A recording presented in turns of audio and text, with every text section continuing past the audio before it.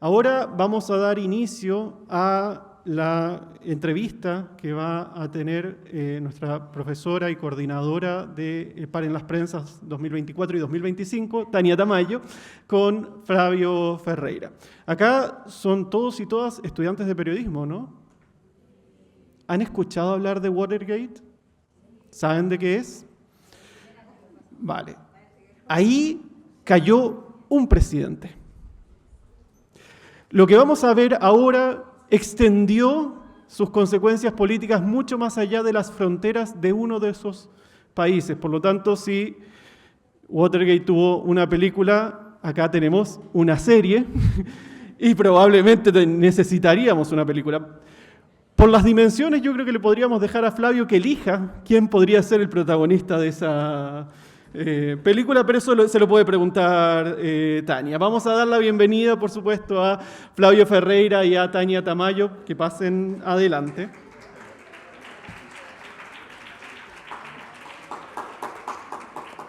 En todo caso, serie ya tienen en Netflix, ¿no?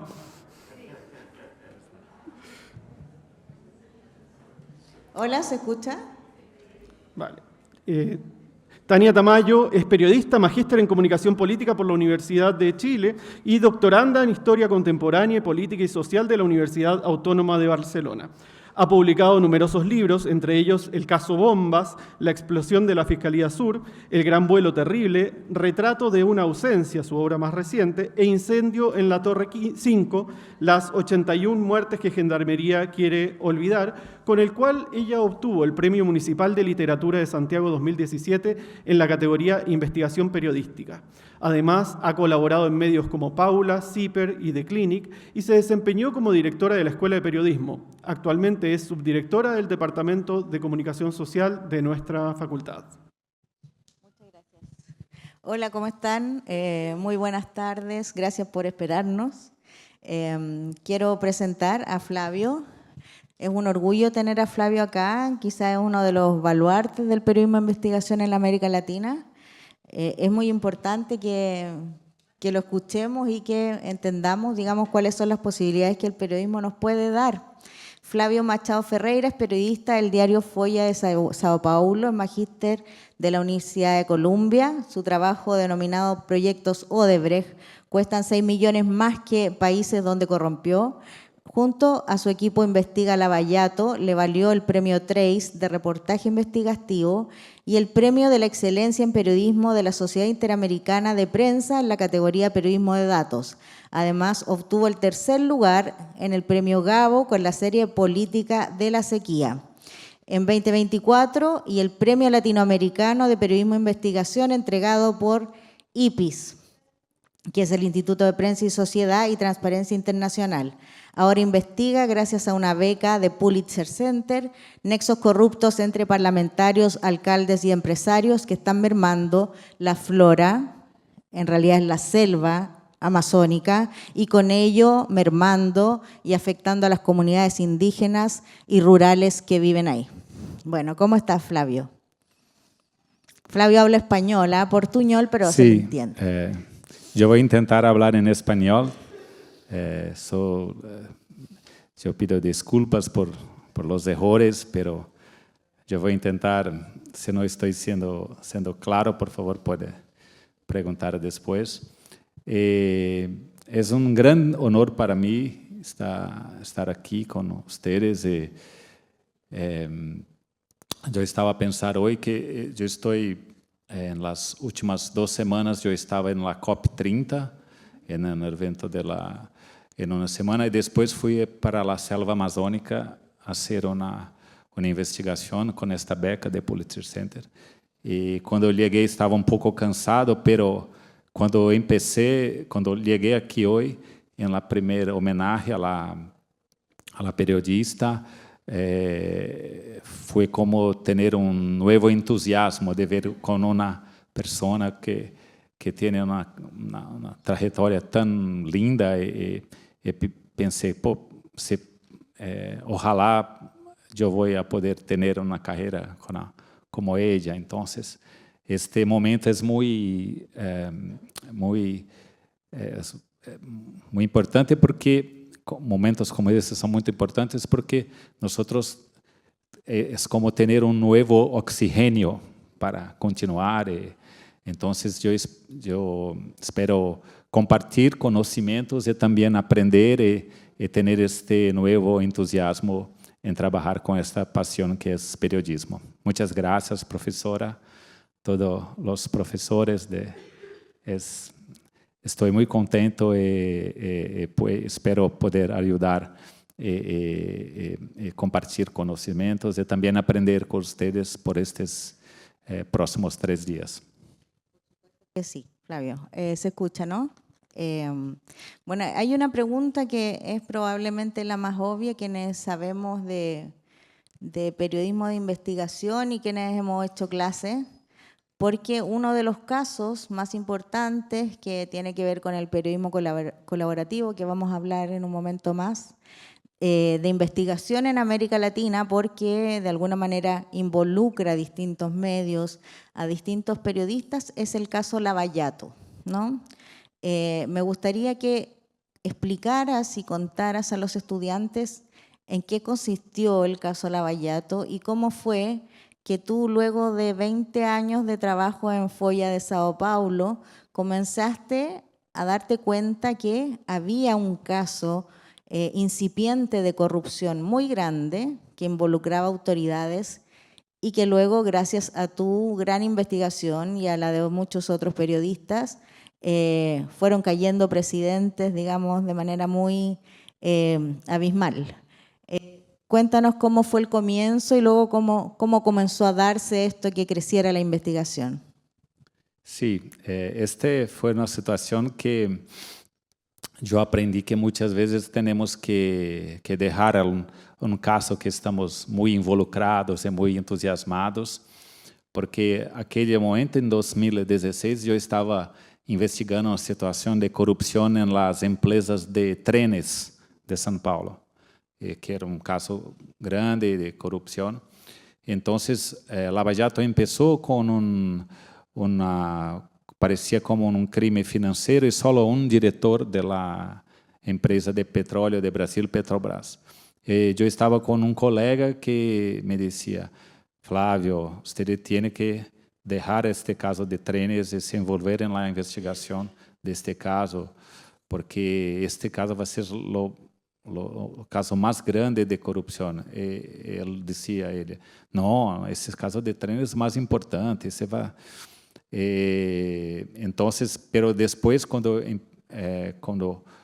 comecei a falar com outros políticos que estavam com bastante medo da repercussão do caso, passei a entender que tinha que deixar este outro caso e me involucrar completamente em Lava Jato e entender o que estava a suceder. E havia também um contexto em que os fiscais estavam muito ativos e havia eles criaram um equipo de fiscais para fazer a investigação, então tinham muito material, muitas pessoas para falar. Incluso havia também uma nova postura do juiz do caso, que desde o início, ele ponia todos os documentos na internet, todos os documentos eram públicos. Então, havia uma oferta de documentos todos os dias, incrível. Nós tivemos mais de 120 processos que estavam em curso, em andamento. Então, tínhamos que ter uma equipe de periodistas para ver todos os processos e todos os documentos que chegavam. Então, havia uma situação em que muitas vezes estávamos muito cerca de ir para nossas casas e entrava um novo documento no processo, tínhamos que continuar trabalhando por la noite. Então, foi muito grande porque havia também uma nova conduta dos fiscais e do juiz que permitiram um trabalho mais intenso da prensa. E muitas coisas foram inéditas, como, por exemplo, havia esta empresa que foi a mais involucrada, Odebrecht. Eles criaram um departamento de corrupção especializado em la corrupção. Então, Entonces había los empleados que tenían especialización en hacer transacciones financieras, había aquellos que tenían que hacer la entrega de la moneda, muchas veces en efectivo. Entonces, todo era grande en este caso. La cuestión de los otros países, incluso ellos crearon un sistema para hacerlo, la contabilidad, entonces había también un sistema que llamaba MyWeb, que contenía todas las operaciones, entonces era algo que tenía un controle.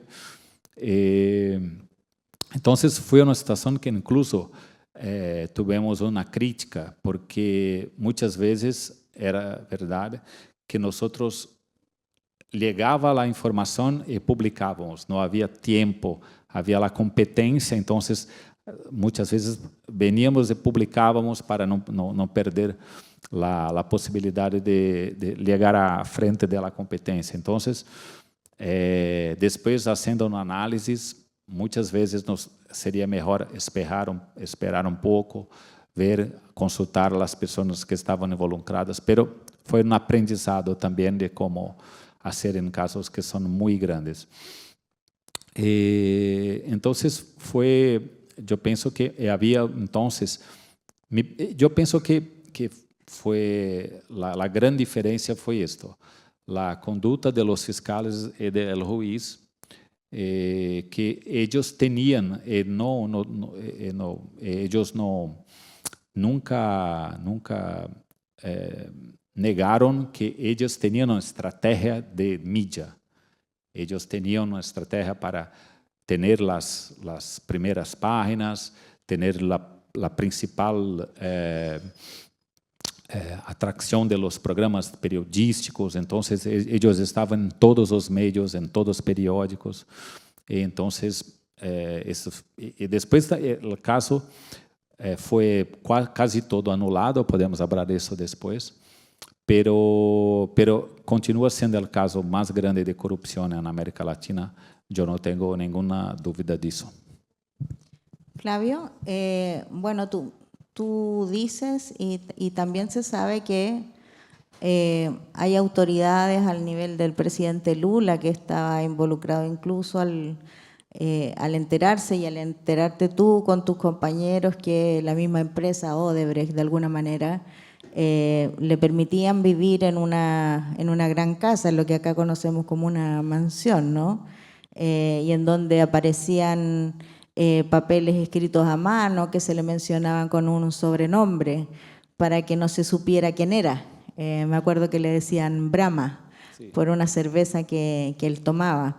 Este periodismo que se hace muy fuertemente en Brasil, que lo hacen ustedes, comienza a abrirse, ¿no? Que esto que comenzamos a llamar periodismo colaborativo.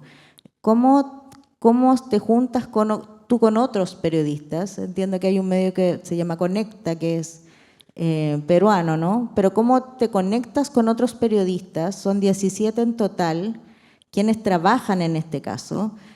¿Cómo se hacía en el cotidiano, ¿no? ¿Cómo se daban estas comunicaciones? Cuéntanos cómo finalmente se lleva a cabo la investigación más general y que hace que comienzan a caer presidentes en otros países.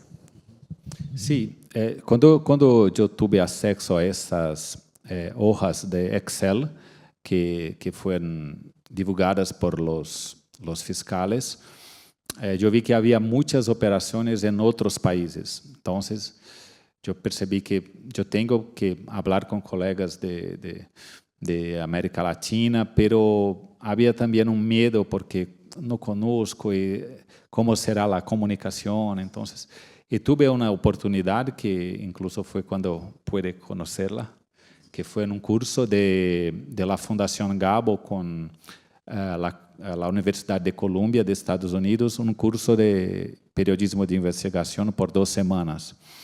Entonces yo conocí a la colega Milagros Salazar de Perú que ella tenía una experiencia en trabajar con los Panama Papers.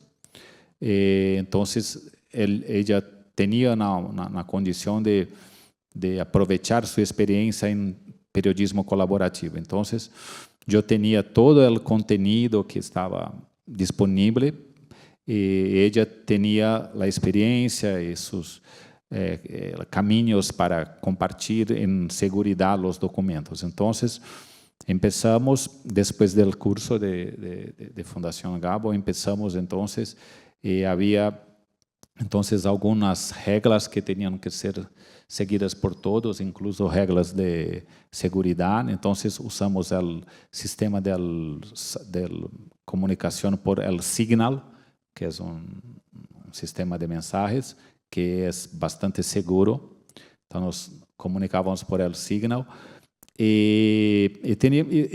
Depois havia uma situação de fazer sempre um doble cheque de las informações. Então, por exemplo, buscamos ver todos os documentos de los contratos. Então, havia chequeo de uno de los outros. Havia uma dificuldade também de las monedas, porque havia períodos diferentes e tínhamos que ter algo uniforme. Então, havia uma reunião como uma a cada 15 dias. E também nós tivemos encontro quando ocorreu evento em Lima. Então, também havia uma invitação e tivemos encontro personal para discutir algumas coisas. Pero havia tuve que haver também entendimento porque havíamos diferentes meios. Então, eu trabalho em periódico que é impreso e havia meios que são originais de internet. Então, o periódico impreso há problema porque às vezes você quer poner a reportagem na primeira página do periódico e alguma coisa acontece, você tem que cambiar o plano. Então, isto ocorreu uma vez e eu tive que pedir desculpas para todos os colegas. Podemos esperar mais uma semana porque ocorreu uma coisa aqui que é a primeira página. Então, foi também trabalho de entendimento de diferentes meios, pero funcionou muito bem porque todos estavam muito certos de que havia ali algo importante para todos os países. Fue una gran experiencia. Sí, es bien bonito el periodismo colaborativo porque además de generar la protección entre los mismos periodistas a través de herramientas como correos encriptados o estos mismos medios de comunicación digital, como dices tú, Signal y otros, o la misma plataforma que tiene IPIS, por ejemplo, que es una especie de Facebook, pero solo de los periodistas asociados, etcétera. Se pueden entregar información o subir a ciertas nubes que ayudan mucho en la protección de esa información. También tiene otras reglas que son más bien de índole moral, como de respetar el trabajo del otro, de no pasar por sobre el otro, de ir transparentando lo que se encuentra al colega, etc. Ese mismo trabajo, ¿en qué sirvió? O esa forma de trabajo, ¿cómo repercutió para poder encontrar todo lo que se encontró? ¿Te acuerdas de alguna anécdota, por ejemplo? ¿Te acuerdas de alguna manera una instancia en que se haya descubierto algo gracias a la colaboración?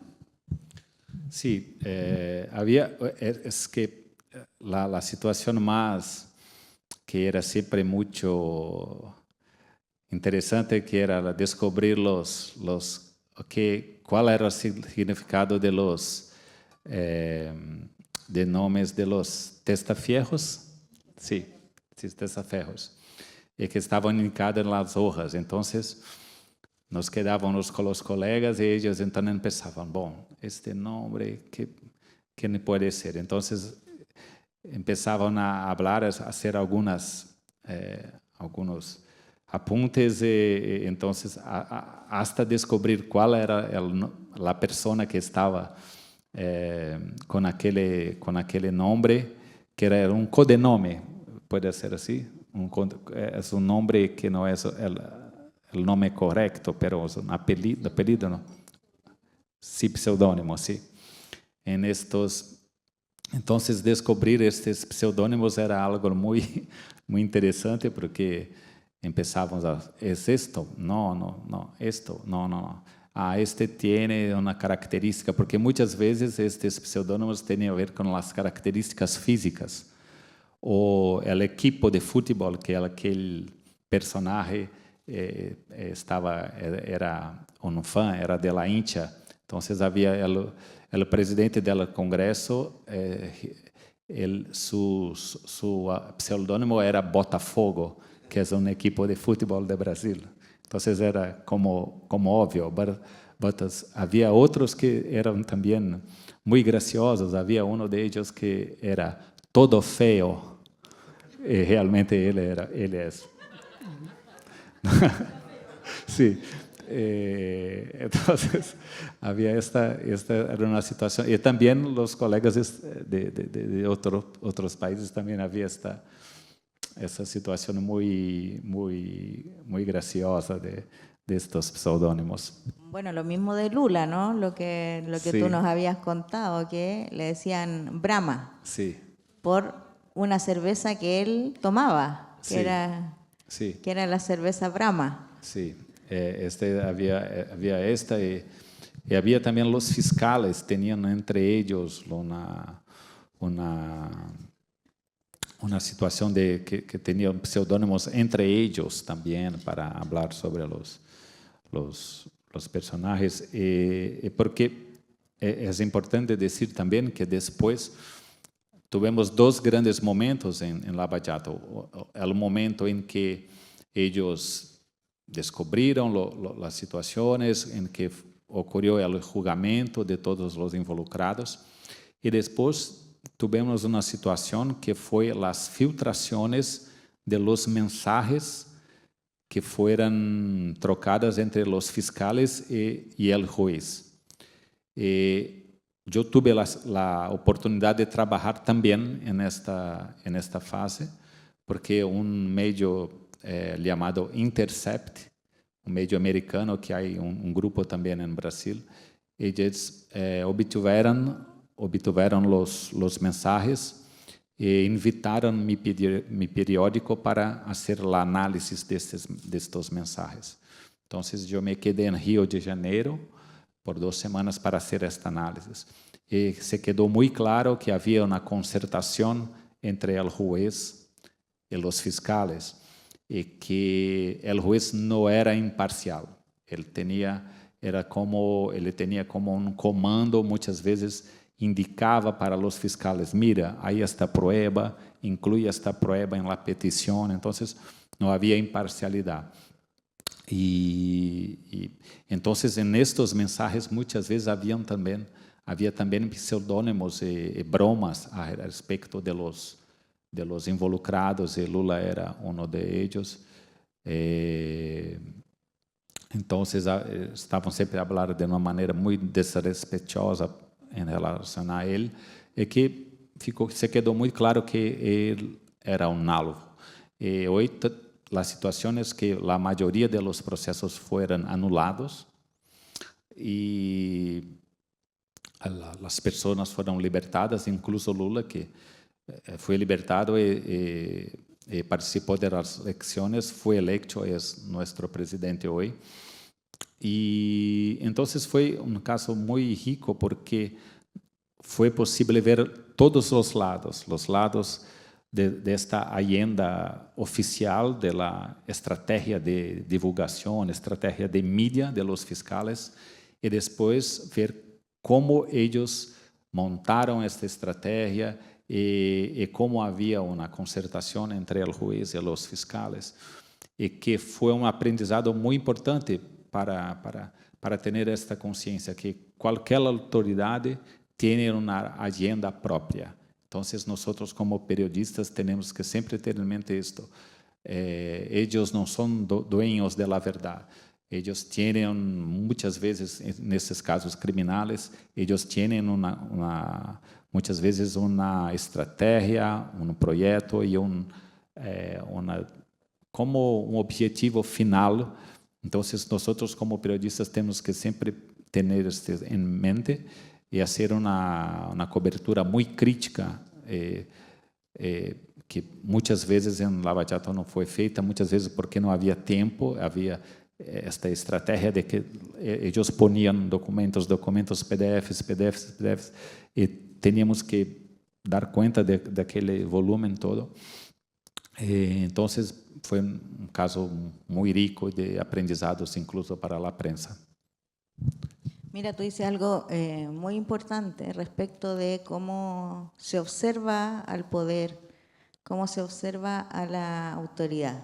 Voy a cometer una infidencia, pero alguna vez te escuché algo que me parecía bien útil.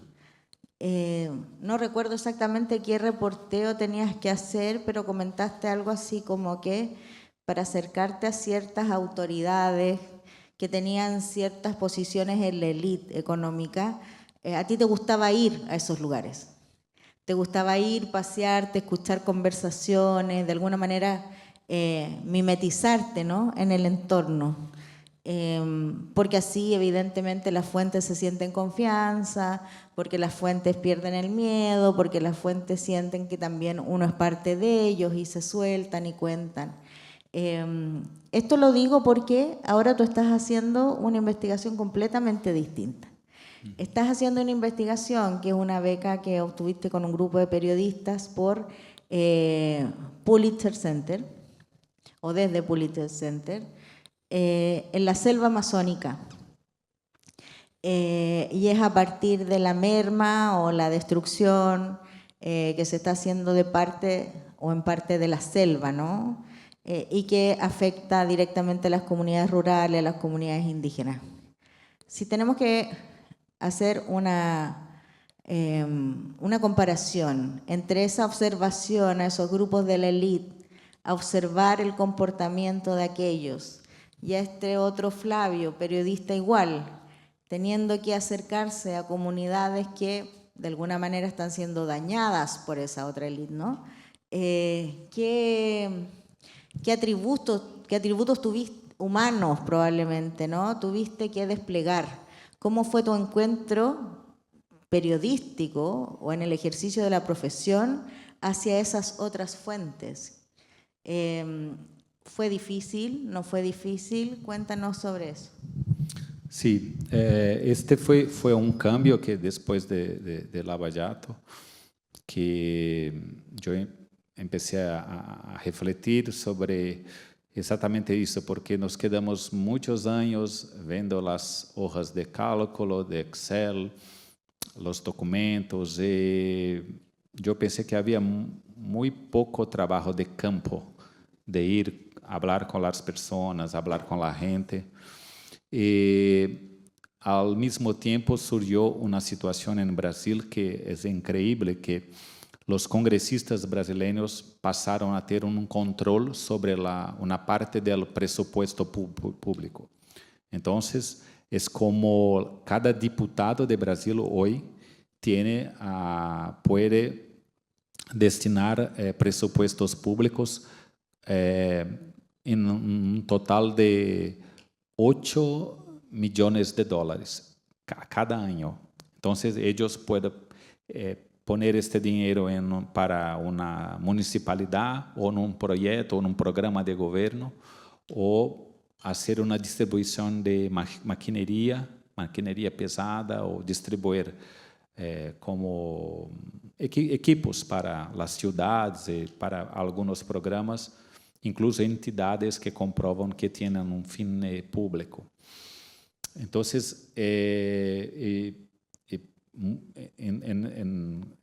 quando começou esta situação, eu disse para meus colegas: este será caso de corrupção, que será uma corrupção pulverizada, porque os alcaides vão ter a plata e vão ser esquemas de corrupção chicos. E então, neste momento, eu pensei, será necessário viajar para estas municipalidades, para estes lugares e ver como, porque não são contratos muito grandes, são contratos de como $1 milhão de dólares, que para um contrato público no Brasil não é muito grande, pero temos que ver o que vai ocorrer nestas pequenas cidades, porque no contexto geral será muito grande. Então, eu comecei a viajar a estas cidades de las regiões mais pobres de Brasil e pude ver como esta inversão de La Plata, do presupuesto público, estava totalmente distorcido. Havia absurdos, como a distribuição de umas caixas d'água. Havia como para quem era aliado do político local, as famílias tinham 2 caixas d'água. Caixas d'água para reservatório de água. Como se chama aqui? Um reservatório de água em las casas. Tanques, sí, los tanques de agua. Entonces, aquellos que eran aliados de los políticos locales tenían 2 tanques. Su vecino, que no era aliado, no tenía ninguno. Entonces, estas situaciones, entonces, también situaciones de la pavimentación que era totalmente precaria y que no. Y entonces, yo empecé a hacer uma série de viagens para ver essas situações e foi um momento muito importante para mim, porque percebi que é fundamental para o periodista não só passar os dias a examinar documentos, é preciso ir para campo, é preciso falar com a gente. E depois eu tive também uma situação em que eu descobri que muitos desses contratos com destes presupuestos públicos de los congressistas estavam a ir para a região de la selva. E em la selva a situação era mais peligrosa porque se estavam a distribuir maquinaria pesada e a fazer obras de pavimentação, havia incluso um peligro de degradação do meio ambiente. Então, neste momento, havia a abertura da possibilidade de las becas de Pulitzer Center, porque em Pulitzer Center há uma beca específica para selva tropical. Então, são 3 becas para a América do Sul, 3 becas para a África e 3 becas para a Ásia. Então, eu apresentei um projeto para Pulitzer Center para fazer a investigação em la selva amazônica. E foi aprovado. Então, eu tive os recursos para viajar e para falar com as comunidades locais. E então, para mim, foi completamente novo, porque é uma situação de estar em selva. E tivemos incluso uma preparação de medidas de segurança, um curso porque você não pode chegar na selva e você tem que saber muitas coisas, incluso as populações locais, as autoridades locais, e gente muito peligrosa também, que são as pessoas que ocupam as terras ilegalmente, os garimpeiros, as pessoas que destroem a selva para obter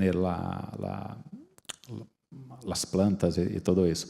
Então, pero foi fantástico, porque foi como ter um novo vigor para aprender sobre como fazer a cobertura do meio ambiente, e foi incrível descobrir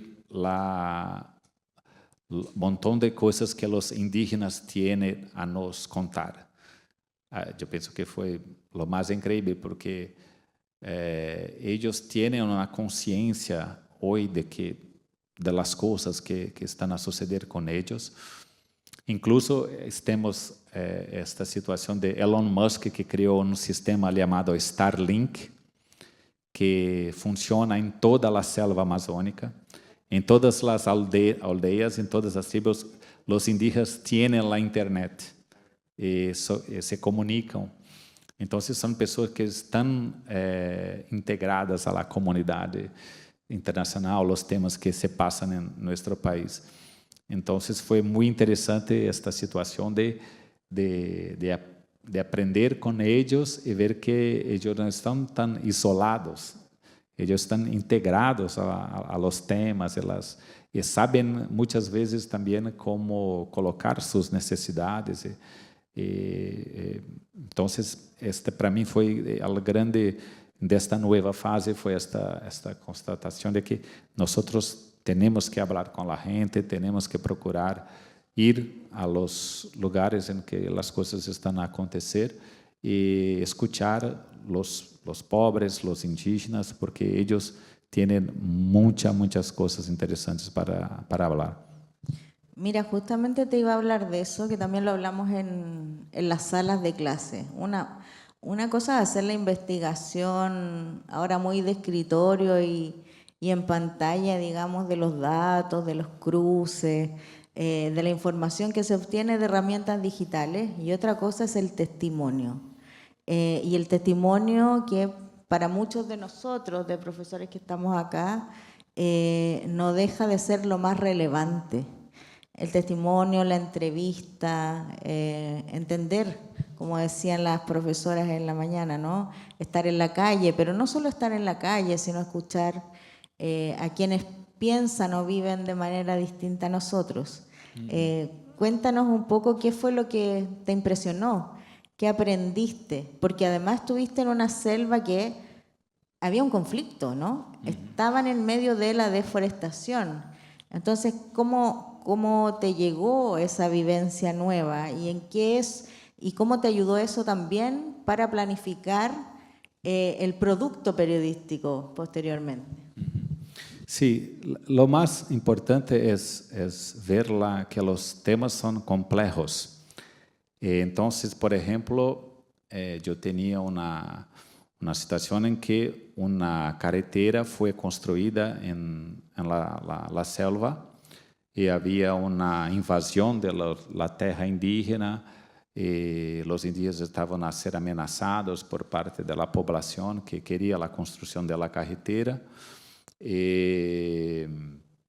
Havia alcaide que estava a comandar esta construção desta carretera e que ele hizo a deforestação e depois invadiu o território indígena. A obra foi embargada, foi impedida, pero ele disse, não, eu vou a continuar, a população precisa desta carretera, então vou a continuar. E então pero quando eu estava nesta cidade, não tinha uma comunicação por la tierra com outras cidades. Você tinha que ir de barco. Então, quando tivemos que ir a esta cidade, nós nos quedamos por 9 horas em barco para chegar a esta cidade. E esta vivência de passar estas horas foi importante para ver se agora eu posso entender por que parte dessa população quer uma carretera. Porque uma carretera você pode ir em 1 hora e você tem que passar muitas vezes em 9 horas, incluso tuve uma situação que no barco eu me quedei muito cerca do motor do barco. O motor teve um problema, o condutor teve que retirar o motor, fazer algo para consertá-lo, e quando ele puse o motor não prendeu muito forte, o motor colidiu com minha cabeça. Pero mi sorte es que no estaba la parte que estaba protegida por un plástico. Entonces, no tuve un problema más grave. Pero entonces son situaciones que acontecen por todos que pasan por esta situación de tener que pasar por 9, 10 horas de barco. Entonces, solo cuando usted vive una situación como esta, usted puede entender por qué muchas veces la población local no piensa tanto en el medio ambiente, pero quiere una situación mejor de su vida para tener más tiempo, para hacer las cosas. Entonces, cuando yo fui a escribir, yo tuve un maior equilibrio de no ser tan maniqueísta, de achar que esta población, y entender que muchas veces es preciso también pensar en situaciones de emergencia o una estrada que, si hay alternativas de carreteras que son sustentables, entonces cuando usted va a campo, usted entiende mejor que los temas son complejos, no son tan simples. Son más grises. Sí. Claro, nada es tan blanco ni tan negro, Sí. Porque facilitan a veces la escolaridad, la salud, Sí. la cercanía con distintos servicios básicos, ¿no? Pero a su vez hay un perjuicio a largo plazo, Sí. en medio ambiente. Bueno, Flavio, tus experiencias son buenísimas, pero además son diversas, y yo creo que esa es una gran enseñanza para los estudiantes, que lo que hablamos también en el podcast, ¿no? Que el periodismo es así. El periodismo nunca tiene una sola línea, sino más bien es diverso y requiere el aprendizaje permanente. Para finalizar, me gustaría pedirte unas palabras para los estudiantes como un consejo. Y eso, a partir de tu experiencia también tan intensa en temas tan relevantes en América Latina también. Sí, sí.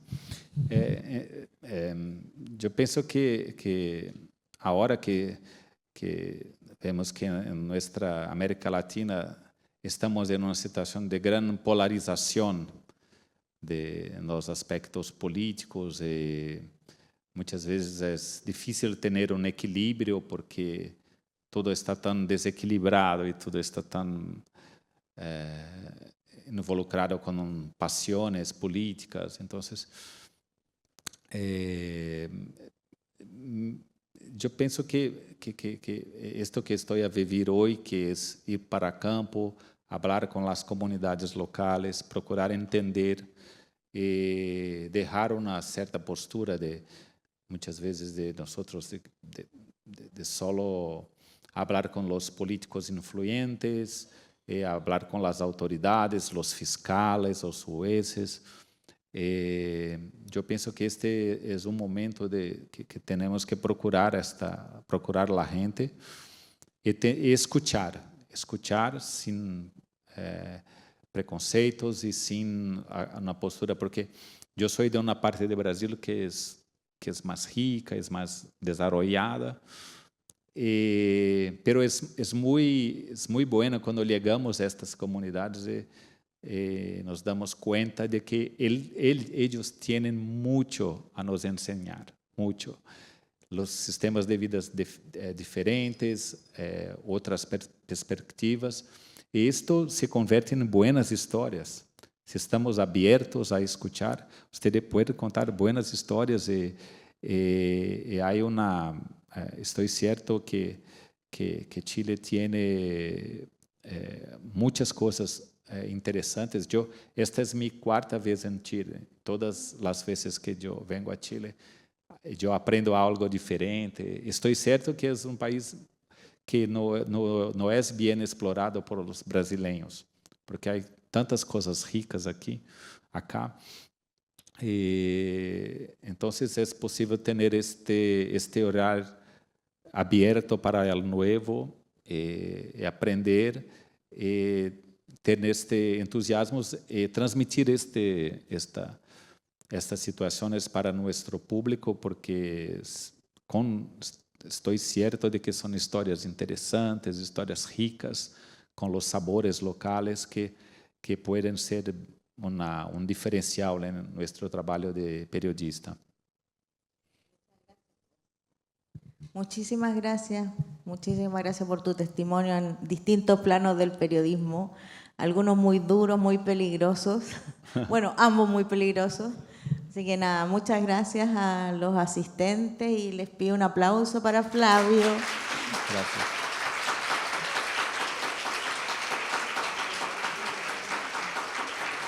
Y te invitamos para disfrutar mañana también.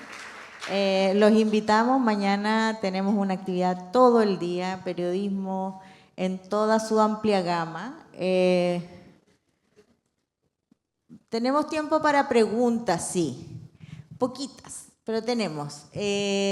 Micrófonos, allá están. Está la profe.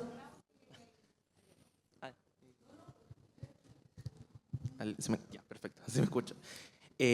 No, Flavio, quería preguntarle por lo que usted dijo en sus palabras de cierre del tema de que en América Latina estamos muy polarizados.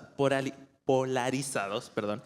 Y bueno, hace poco a un medio de comunicación súper prestigioso en Chile, que es CIPER, se le calificó como activista. Entonces, diferentes candidatos presidenciales que hubieron en el último tiempo y en sí en América Latina están poniendo en tela de juicio el periodismo. Eso en un primer lugar, y en el otro lugar, en Chile hace poco está ocurriendo una situación que está el narcotráfico permeando en diferentes esferas del poder. Estamos hablando de fuerzas armadas que manejan armamento. Entonces, ¿cómo nosotros como periodistas y futuros periodistas podemos enfrentar estas situaciones que no solo están poniendo en tela de juicio nuestra profesión, sino también el sentido de lo que es democracia? Sí, este problema de narcotráfico, de crimen organizado en la política es un problema que está a ocurrir también en Brasil. Y es mucho más peligroso porque cuando estamos a hablar de la corrupción de los políticos, muchas veces los políticos prefieren resolver las situaciones con buenos abogados. Pero el crimen organizado no. El crimen organizado resolve con asesinatos y amenazas muy graves. Entonces, es una situación que tenemos que tener mucho más cuidado e incluso pensar en medidas de seguridad para hacer nuestro trabajo. Hay muchos trabajos por ahí de vehículos y organizaciones de periodistas para lidar específicamente con estas situaciones, porque son mucho más graves do que la corrupción política. En este tema de polarización también tenemos que tener una situación de seguridad, principalmente en los medios digitales, porque el principal campo de batalla de la polarización son las redes sociales. Entonces, muchas veces cuando publicamos algo, hay una avalancha de mensajes y tentativas de hackers intentando obtener acceso a nuestros computadores, nuestros archivos digitales. Entonces, es preciso tener una situación de preparación, principalmente con medidas de seguridad digitales y también personales, y no exponer a las personas más próximas en las redes sociales, por ejemplo, novias, novios, hijos, mamás, papás. Tenemos que no podemos ponerlos más en nuestras. Y también hay una discusión, que es una discusión en Brasil, que es muchas veces porque algunas situaciones son tan absurdas que nosotros nos sentimos como yo tengo que hablar algo sobre eso. Pero eso es complicado porque nuestra postura espera. Nosotros tenemos que tener una postura equilibrada, mismo cuando tenemos una provocación o una situación que está claramente nos distanciando de la democracia. Entonces tenemos que tener muy equilibrio en esa situación. Nosotros pasamos 4 años del gobierno Bolsonaro en Brasil, no fue fácil. Foi muito difícil e muitas vezes as situações eram tão claras de violação da Constituição ou de los princípios básicos da democracia, pero tuvimos que ter um equilíbrio e ver as situações com ocorreram muitos cambios na maneira de fazer a cobertura, porque os patrones que havia foram todos, vamos dizer, cambiados, porque é uma nova maneira de fazer política. Então, pero usted tem, às vezes usted comete errores, às vezes não, pero tem que haver esta tentativa de não perder a calma e prosseguir e fazer nosso trabalho da maneira mais equilibrada possível. Pero não é fácil. Pero nós somos periodistas e temos que ter esta responsabilidade de não ceder a muitas tentativas de nos tirar de nosso trabalho como deve ser feito, ser hecho. Es por si vienen cosas el próximo año. La profe Claudia tiene una pregunta y no tenemos más tiempo para otras preguntas.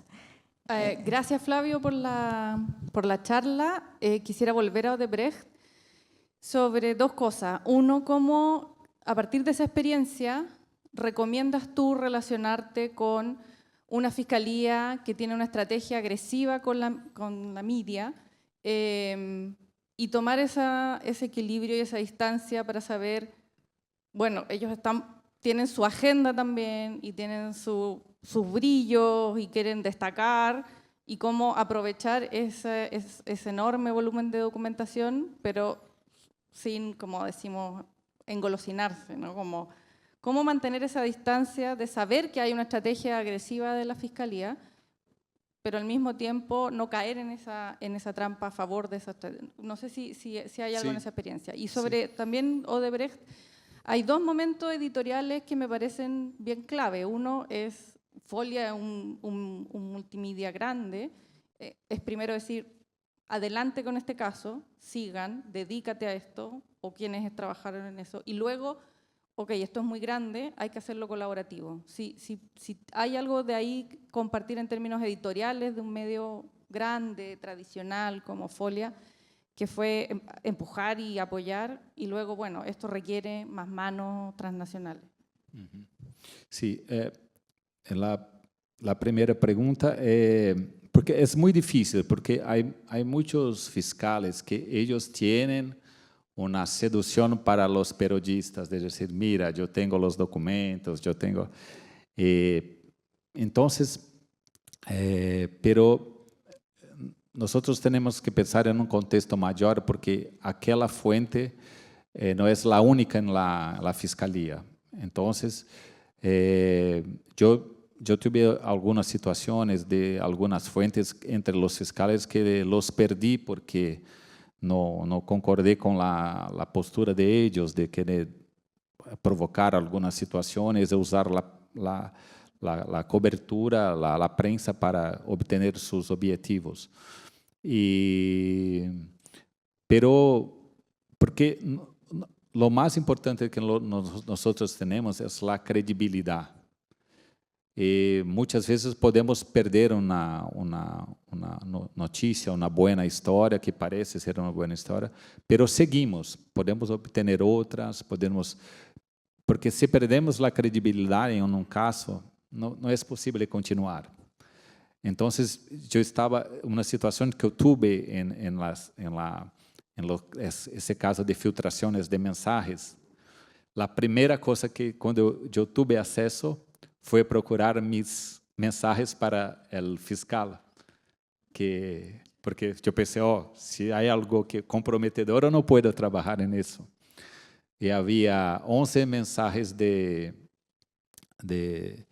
yo envié a él, y solo una que él envió para mí, que era Feliz Navidad. Entonces, pero él no era una fuente que yo tenía, porque yo percibía que él era un estrategista de mídia. Entonces yo no voy a hablar con él, yo no voy a insistir, porque él siempre va a querer que yo publique algo en un determinado sentido. Entonces es una seducción que nosotros no podemos ceder. E ustedes têm que deixar isso claro para os jefes, para os editores, e dizer, mira, provavelmente a competência vai obter esta história, pero eu não vou ceder porque vamos a comprometer nossa ética e nosso... depois, se hicimos isso uma vez, depois fazemos outras e toda a credibilidade del periodista se va. Entonces, es difícil, pero tenemos que mantenernos firmes e procurar outras histórias, e procurar outros aspectos. E muitas vezes, nestas histórias, era um aspecto investigativo, incluso a crítica do trabalho do fiscal. Em Folha de São Paulo, em Lava Jato, ocorreu um momento em que uno de mis jefes me llamó a un colega y dice, mira, nuestro periódico está totalmente solo publicando cosas que los fiscales dejan nos ver, el juez. Yo quiero que ustedes, el colega, dejen la cobertura del día e empiezan a procurar as situações que não estão no processo. Então, eu me quedei livre para fazer investigações. Então, isto está também uma decisão que os periodistas têm que ter com os jefes, com a alta cúpula do periódico, e dizer, mira, eu quero me quedar por 2 meses totalmente fora e para fazer uma investigação que não está involucrada. E aí vocês têm que fazer uma busca de quais são estes temas que podem ser algo diferente para a cobertura. Então, há que haver uma conversa com todos os jefes e ter... É risco, porque sabemos que depois de 2 ou 3 meses de investigação, você pode não obter nada.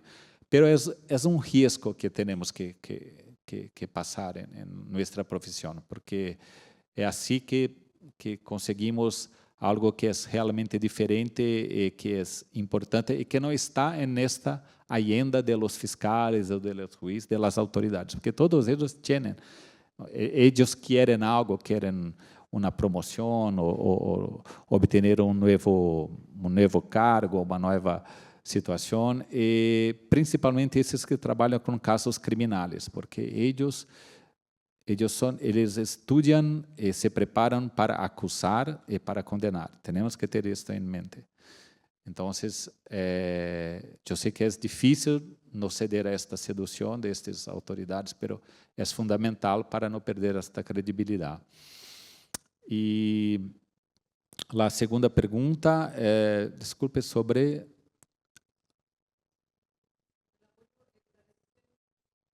Decisión editorial de Folia, de decir, algo contestaste recién, bueno, si ustedes se dedican solo a esto. Y hay un segundo momento que es, ok, esto requiere estrategias colaborativas con otros medios de otros países. Sí. Esta situación fue porque había en las hojas de Excel muchas menciones a los países extranjeros. Y había como uma... estamos a perder pero havia muito a cobrir em Brasil, a cobertura estava muito difícil e nós não tínhamos como entender os contextos de outros países. E hasta o curso de Fundação Gabo, eu não tinha um caminho para, não sabia a quem procurar. Hoje, eu penso que há algumas organizações de periodistas que estão... Você tem várias que eram os los Panama Panama Papers, y tenemos en la América Latina, nós temos el CLIP, que es Centro Latinoamericano de Investigación Periodística. Hoy nosotros tenemos caminos para procurar la colaboración. Pero en aquella época no había, y fue una gran suerte encontrar a Tânia y otros colegas, y pude entender también que podía tener una confianza en ellos, que son periodistas muy grandes, muy responsables, y tienen una grande gana de investigar, pero con mucha responsabilidad y un rigor periodístico, de siempre chequear más de 2 veces, de siempre escuchar las pessoas involucradas. Entonces, aquela participação e falar com os colegas foi importante para ter esta confiança, esta segurança que estava a trabalhar com colegas muito que tinham uma qualidade de periodismo excelente, e que isto iba a garantizar que todos os conteúdos seriam muito fuertes e que cumpriam todos os rigores de bom periodismo. Bueno, profesora Jiménez. La La última. última. Ya. Sí, muchas gracias, Claudia. Mira, una pregunta, que siempre lo vemos también con los estudiantes a nivel ideológico. En mi caso, por ejemplo, entre los grandes temas que me ha tocado cubrir en mi vida profesional, bueno, no académica, bueno, académica profesional, fue el caso Pinochet, ¿ya? En España, ¿no? Cubrí todo el caso desde el día 1 y ahí no paré. Y ahí me di cuenta también como periodista y haciendo investigación todos los días y buscando, etcétera, me di cuenta que, y el tiempo me dio la razón, porque mucha gente digamos, teníamos la evidencia, etcétera, que muchos políticos de izquierda en Chile, digamos, en la larga transición, muchos políticos de izquierda en Chile decían que Pinochet podía ser juzgado en Chile, por lo tanto había que traerlo de regreso. Y todos sabíamos que ese era un pacto con la derecha, ¿ya? Entonces no era tan así, no se podía juzgar en Chile además, etcétera, pero lo trajeron, y ya sabemos cómo hicieron esta articulación entre izquierda y derecha finalmente, ¿no? Y entonces ahí la pregunta es, cuando uno se empieza a dar cuenta de eso, porque siempre les enseñamos a los estudiantes, y una misma lo intenta, que hay que estar a contrapelo de cualquier poder, ¿no? A contrapelo del poder, o sea, siempre. Pero claro, a veces hay ciertas ideologías que se relacionan más con tu vida, ¿no? Uno es más afín. En mi caso, pues la izquierda y qué sé yo. Pero cuando me doy cuenta que la izquierda se estaba, en el caso Pinochet, que fue tremendamente evidente, con los documentos, con todo, ¿no? Con el lobby que hacían allá, habían conferencias de prensa en las que no me dejaban entrar, yo trabajaba para la agencia EFE, por lo tanto sí me tenían que dejar entrar porque era un medio español, pero no dejaban entrar a medios chilenos, bueno, fue tremendo. Los políticos de izquierda que iban a hacer lobby, ¿no? A España y en Inglaterra. Y claro, fue una decepción enorme también sobre esa izquierda, para mí, como Jimena y como, bueno, y periodista, por supuesto, ¿no? Y había que denunciarlo. Entonces, y ahí fue donde yo me enganché también con las organizaciones que eran mucho más independientes, las organizaciones de derechos humanos, de toda esta élite, ¿no? De izquierda, de derecha, que finalmente se emparentaban más allá de su discurso en la calle.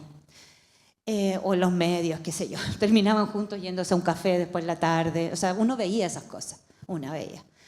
Entonces, ¿qué ha sido para ti si ha habido algún dilema al respecto? Es decir, siempre a contrapelo, pero de pronto, por ejemplo, en el caso de Lula, a veces uno diría, a lo mejor soy más afín a su sector político, pero bueno, ha hecho actos de corrupción y hay que estar detrás, etc. ¿Cómo resuelves eso? Y sobre todo pensando en los más jóvenes, ¿no? Que también está esa, digamos,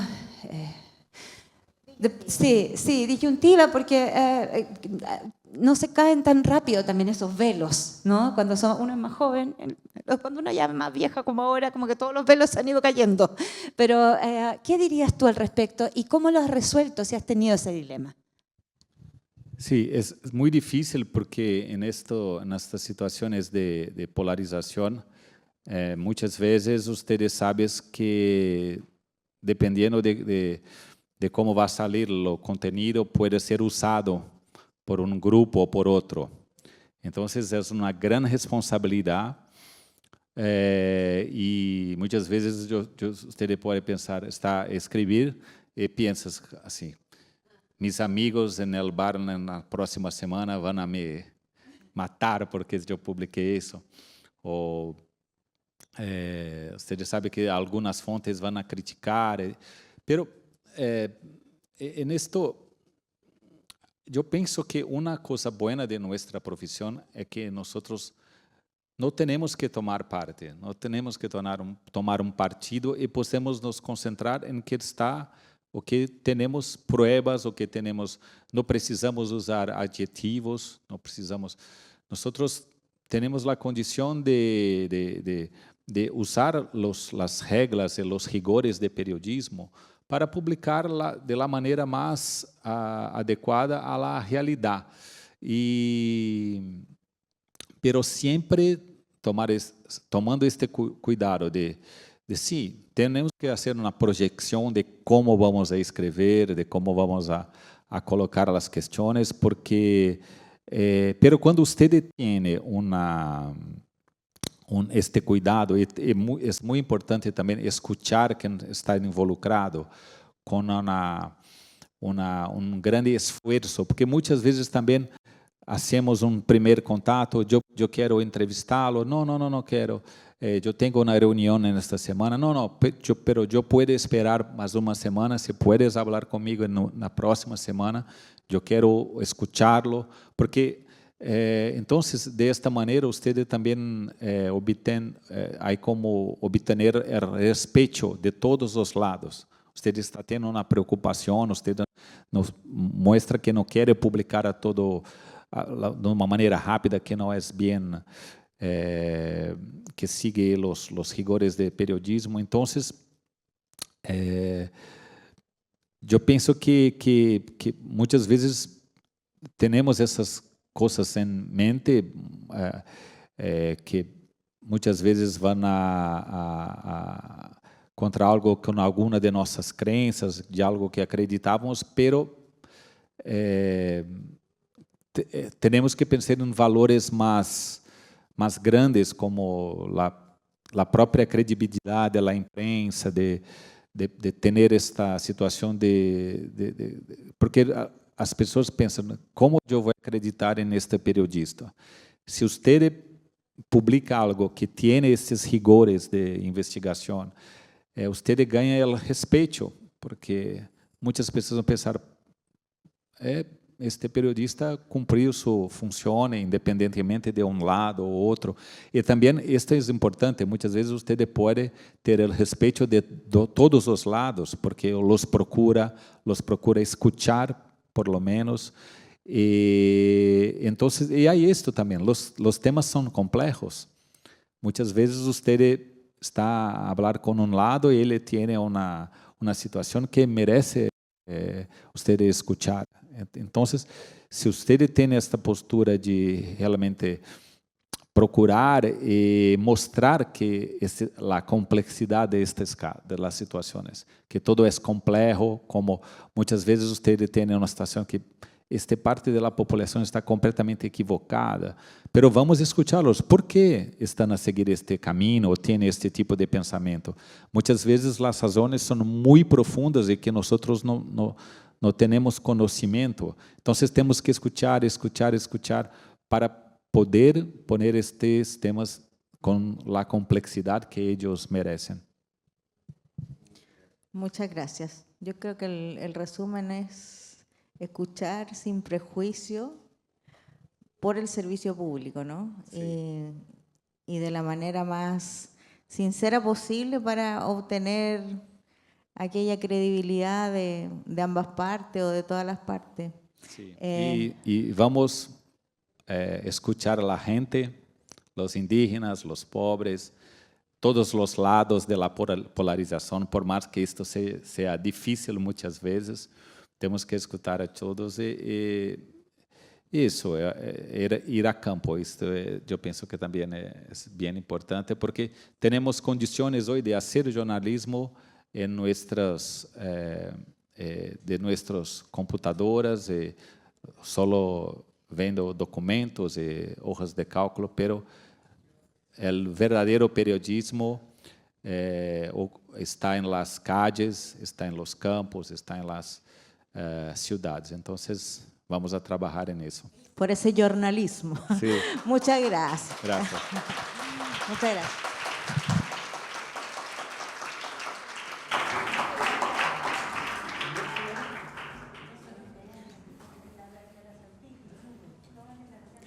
Muchísimas gracias. Está como fuerte esto.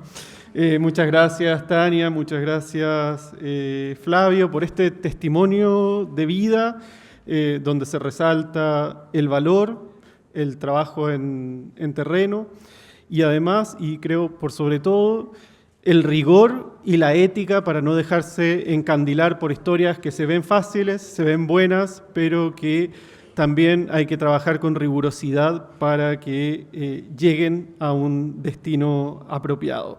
Hemos llegado al final de la jornada de hoy. Agradecemos su asistencia y las esperamos mañana jueves con muchas actividades para ustedes.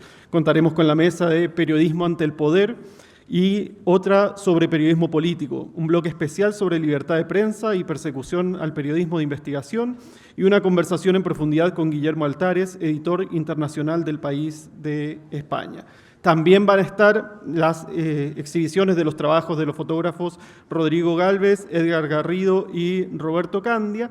Y nos despedimos en este momento presencialmente, pero para las personas que están siguiendo la transmisión por YouTube, vamos a tener un backstage con Flavio, que va a ser entrevistado por Gabriela. Así que muchísimas gracias por todo por hoy.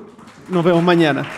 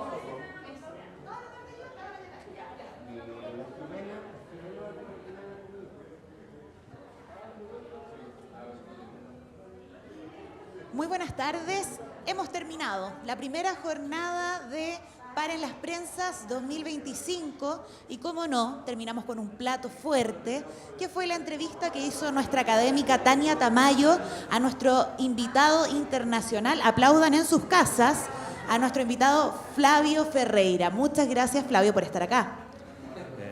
Es un gran honor para mí estar acá para poder compartir conocimientos y también aprender con los colegas de Chile que hacen un periodismo de gran calidad. Y entonces es una gran felicidad para mí estar acá. Flavio, tengo dos preguntas para ti. Una más liviana y una un poco más densa. Dime con cuál parto. ¿Con cuál comienzo? La más densa, primero. ¿La más densa? Bueno, Flavio, en este momento tú comprenderás que en Chile estamos en periodo electoral y los periodistas no estamos ajenos a todo lo que ocurre previo a las elecciones y tenemos un candidato que pasó a segunda vuelta, que en esta segunda vuelta se ha restado ya de un debate presidencial y se está restando de otras instancias comunicacionales. ¿Cuál es nuestro deber o qué podemos hacer nosotros, los periodistas, ante un candidato a la presidencia que no quiere hablar con las personas? Sí, en estas situaciones que están a ocurrir en muchos países, principalmente en América Latina, es necesario que nosotros tenemos un equilibrio, una búsqueda del equilibrio, mismo en situaciones que son muy desequilibradas, porque nosotros tuvimos siempre en las escuelas de periodismo una conduta, un tipo de cobertura que nos fue ensinada, y todo eso que aprendemos ahora está sob un desafío, porque tenemos que aprender de nuevo cómo ver esta realidad, porque los políticos cambiaron, nós tenemos las redes sociales que impusieron una nueva dinámica, y muchas veces nos somos provocados a cambiar nuestra conduta. Pero en este momento es necesario tener mucha calma y pensar en cómo hacer este cambio, mas de una manera que no comprometa las reglas básicas de periodismo y no comprometa nuestra credibilidad. Entonces, es un gran desafío. Muchas de las situaciones requieren una abordaje específica para aquella situación, pero no podemos nos dejar llevar muchas veces por una vontade de resolver uma situação ou abordar uma situação que muitas vezes vai nos colocar em uma discussão sobre nossa credibilidade. Então, nós tivemos em Brasil, nos últimos anos também, este desafio, pero eu penso que a prensa passou por isso com alguns erros, pero en la mayoría de los casos nos tuvimos una conducta que fue apropiada para las situaciones.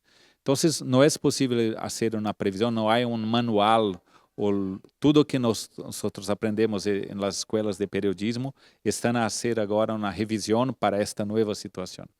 Pero yo pienso que, como nunca, nosotros tenemos que tener una búsqueda por el equilibrio y también procurar entender que los temas son complejos y también muchas veces escuchar los lados y también procurar entender por qué hay este cambio de conducta y cuáles son las necesidades, cuáles son las causas de algunas pasiones.